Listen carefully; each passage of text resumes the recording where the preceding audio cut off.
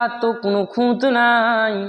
এত সুন্দর নেতা যখন ছোটবেলায় শুয়ে আছেন ঘরেতে, আকাশে চাঁদ উঠেছে, আমার নেতা শাহাদাত আঙুল তুলে এরকম করে চাঁদ দিকে যায়, এরকম করে চাঁদ দিকে যায়।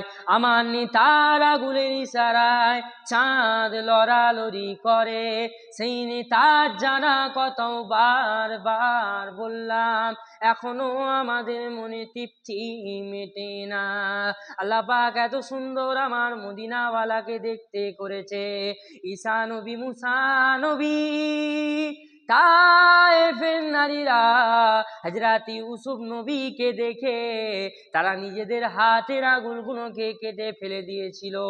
ওই নারীগুলো যদি আমার মদিনাওয়ালাকে দেখতো, তারা আঙুল কাটতো না, তারা নিজেদের জানগুলো হুজুরের কদমে কুরবান করে দিত।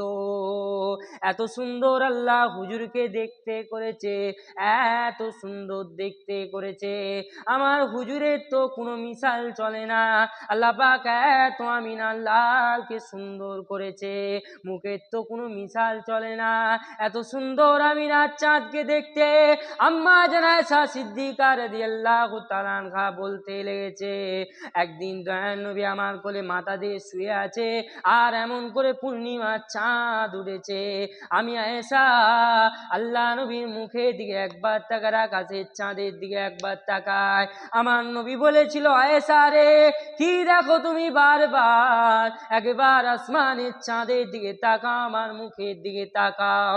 আম্মা জান আয়েশা বলেছিল, হুজুর চাঁদ দেখে আর আপনাকে দেখি।